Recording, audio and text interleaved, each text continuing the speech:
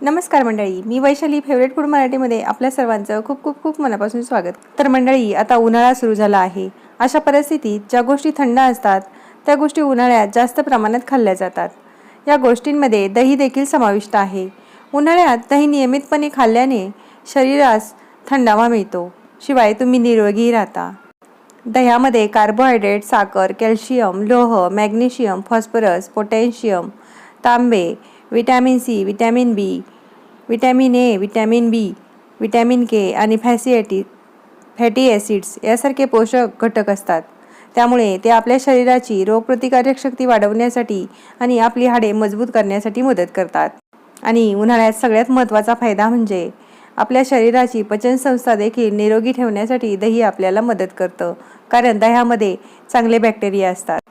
दही बनवण्यासाठी मी इथे एक पातेलं घेतलं आहे. त्यामध्ये अर्धा ग्लास पाणी घालून पातेलं छान आपण विसळून घेतलं आहे. पातेल्यात पाणी घालून घेतल्यामुळे दूध आपल्या पातेल्याला खाली अजिबात चिकटत नाही. त्यासाठी दही आपण अगोदर उकळून घेणार आहोत. तर मी इथे फुल फॅट मिल्क घेतलं आहे. मी इथे 2 लिटर दूध पातेल्यात घालून घेतलं आहे आणि याला आपल्याला छान अशी उकळी काढून घ्यायची आहे. तर तुम्ही बघू शकता, इथे मी गॅस ऑन केला आहे आणि याला मस्त आपल्याला छान एक उकळी येईपर्यंत मस्त असं उकळून घ्यायचं आहे. दूध इथं आपलं उकळलं गेलं आहे. आता मी गॅस बंद करत आहे. दूध आपले थंड होत आहे तोवर इथं आपण विरजणाची तयारी करूया. त्यासाठी मी इथे 2 चमचे घट्टसर असं दही घेतलं आहे. हे छान असं आपल्याला वाटीमध्ये फेटून घ्यायचं आहे. तर इथे आपण 2 लिटर दूध घेतलं होतं, त्यासाठी मी इथे बरोबर 2 चमचे दही घेतलं आहे. 1 लिटर जर तुम्ही दूध घेणार असाल तर 1 चमचा दही पुरेसं होईल. आता हे दही आपलं छान असं फेटून झालं आहे. आता ज्या भांड्यामध्ये आपल्याला दही सेट करायचं आहे त्या भांड्याला आपण आतमधून सर्व बाजूनी हे दही छान असं लावून घेणार आहोत. व्यवस्थित असं सर्व बाजूने आपल्याला याला पसरून घ्यायचं आहे. आता व्यवस्थित भांड्याला आपल्या इथे दही लावून झालं आहे. आता यामध्ये आपण दूध घालून घेणार आहोत. आता दूधही आपण इथे थंड करून घेतलं आहे. आता दूध आपण थंड किती करायचं आहे, तर दुधामध्ये आपण मिनिटभरासाठी बोट बुडवून ठेवलं तर आपल्या बोटाला चटका लागला नाही पाहिजे आणि आपण मिनिटभर आपण यामध्ये बोट ठेवू शकतो, एवढं ते गरम असलं पाहिजे. आता इथं व्यवस्थित आपलं दूध कोमट झालेलं आहे आणि हे आपण दूध सर्व या विरजण लावलेल्या भांड्यामध्ये घालून घेणार आहोत.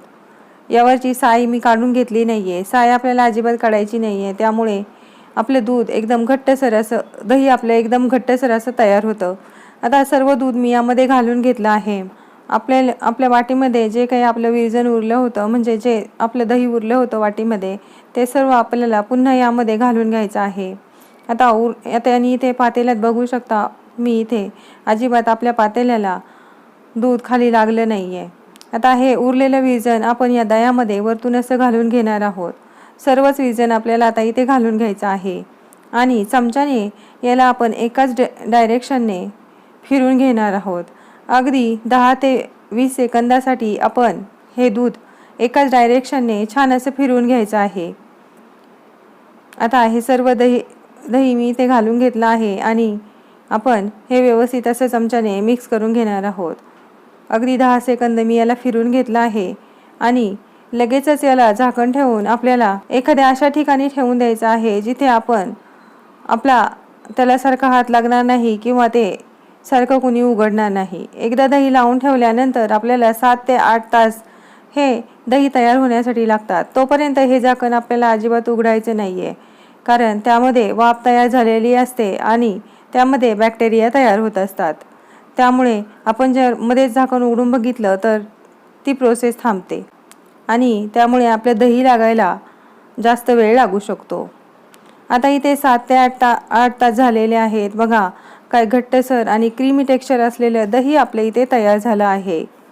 अगदी सुरीनेही कापता येईल असं हे दही आपल्या इथे तयार झालं आहे.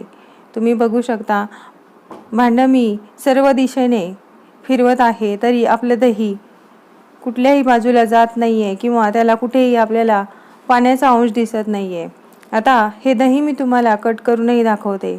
तर इथे मी कलथ्याने दही काढून घेत आहे आणि हे मी तुम्हाला आता कट करून दाखवते. बघा, काय घट्टसर असं आपलं दही इथे तयार झालं आहे आणि हे चाकूनी कापलं ना तरी त्याच्या अगदी खरवसाप्रमाणे वड्या तयार होत आहेत. तर आजची ही दह्याची रेसिपी तुम्हाला कशी वाटली ते मला कमेंट करून नक्की सांगा. पुन्हा भेटूया अशा छान छान आणि तुमच्याच आवडत्या रेसिपीसोबत.